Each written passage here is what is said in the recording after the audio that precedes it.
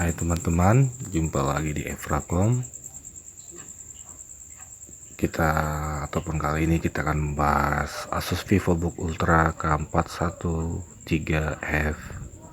Laptop tangguh dan tipis dan dinamis. VivoBook bisa dikatakan sebagai seri laptop paling kasual yang dimiliki oleh Asus. Jika dibandingkan dengan Chromebook ataupun ZenBook, maka VivoBook ada di tengah-tengah. Laptop kasual semacam ini menyajikan sebuah kombinasi desain yang sleek tapi tetap powerful, dipakai untuk kebutuhan kita sehari-hari. Konfigurasi perangkat yang diaplikasikan Asus pada VivoBook bisa dibilang sesuai dengan harganya. Sebuah nominal harga relatif terjangkau buat kalian yang tidak ingin membelinya dengan kredit. Laptop ini cukup tipis, dibuat dengan dimensi 32,3 cm kali 20,8 cm. Memang bukan yang paling tipis, tapi rasanya sudah cukup ergonomis ketika dimasukkan ke dalam tas dengan berat 1,3 kg tanpa charger dan 1,45 kg dengan charger. Rasanya tidak begitu berat jika kita membawanya bepergian ataupun kemana-mana. Kecermatan desain Asus bisa dilihat dari kemiringan permukaan keyboard sekitar 2 mm yang membantu kenyamanan kamu mengetik. Memang desainnya tidak seapik seri Chromebook yang memanfaatkan mekanisme bukan layar untuk membuat permukaan keyboard jadi lebih miring. Namun desainnya ataupun desain VivoBook ini malah lebih nyaman apabila laptop ditaruh pada permukaan yang tak rata.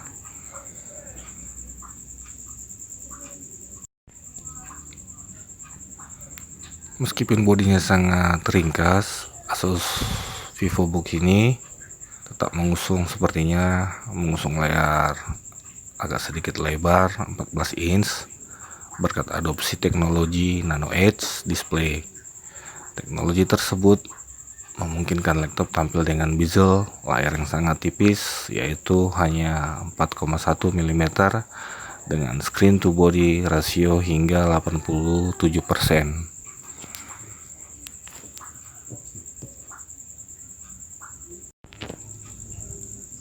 Soal tampilan display, secara umum laptop ini buat saya sendiri sudah cukup nyaman dilihat. Asus membuatnya ramping dan tak ada area yang lebih ataupun mubazir. Hal ini berkat konsep Nano Edge display untuk layarnya yang memungkinkan pengguna mendapatkan efek pandang lebih luas ke layar laptop. Dan laptop ini sudah Full HD. Melihat susunan port konektor pada laptop ini sepertinya cukup baik, seperti layaknya laptop harian lainnya, tidak berlebihan tetapi juga tidak kurang. Jarak port USB juga yang bagus, tidak terlalu rapat ataupun sempit, sesuai fungsi, sesuai isi. Dari sisi USB juga tersedia 3 pilihan. Pertama USB 2.0 dan USB 3.1. Ada USB Type-C yang sangat membantu ketika dipakai untuk melakukan transfer data dari perangkat lain. Untuk WiFi sudah gigabit. Konektivitas sudah didukung fitur multi user, multiple input, multiple input, multiple output, ataupun MU, MIMO yang bisa dimanfaatkan untuk koneksi jaringan sinyal radio dari beberapa perangkat sekaligus. Juga sudah dilengkapi dengan Bluetooth.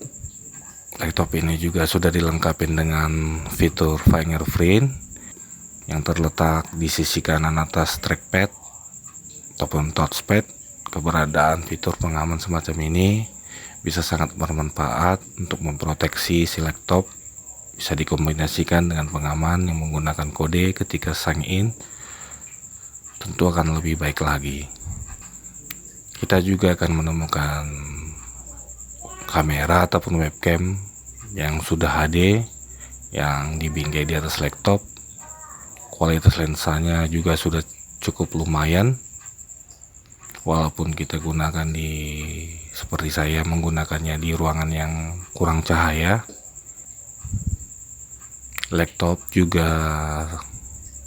Keyboard laptop juga sudah backlight, cuma hanya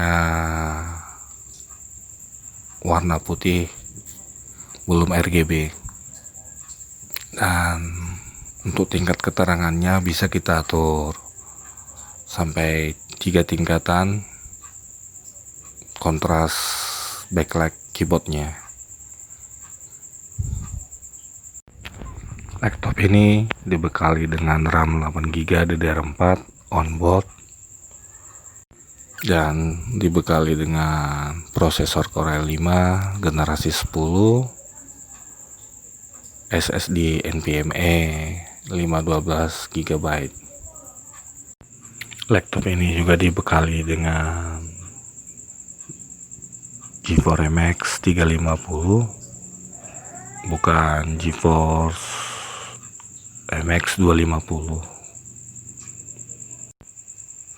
dengan VRAM 2GB GDDR5. Ada keunikan pada laptop ini yang tombol enternya juga ditandai ataupun diwarnai dengan warna sedikit kuning ke hijau-hijauan gitu. Menurut saya ini cukup menarik.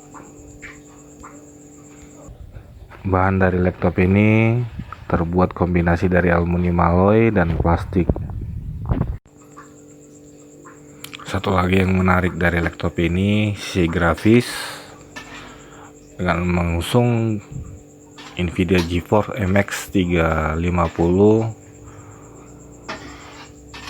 yang diklaim ini berbasis chip GPY 107 mengandalkan 640 shader core berteknologi Pascal dan kecepatan 1354 MHz dengan turbo 1468 MHz yang dipadukan dengan 40 TIMUS dan 32 ROPS.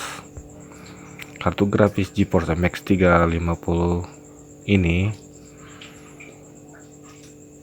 berdasarkan yang kita tes, hasilnya cukup memuaskan.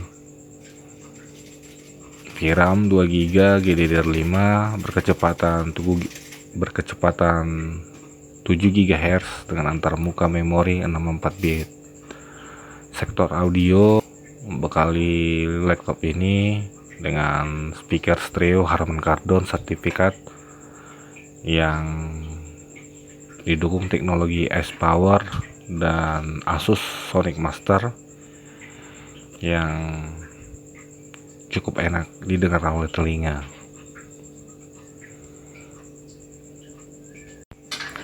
Sayangnya laptop ini masih menggunakan layar TN, belum menggunakan IPS. Dan sayangnya laptop ini RAM tidak dapat di-upgrade karena tidak ada slot untuk menambah RAM. Laptop ini sudah dibekali dengan OS Windows 10 Ori pre-install. Buat yang belum subscribe, boleh di subscribe dulu channel kita untuk mendapatkan info-info terbaru ataupun perkembangan seputar komputer, laptop, dan lain-lainnya.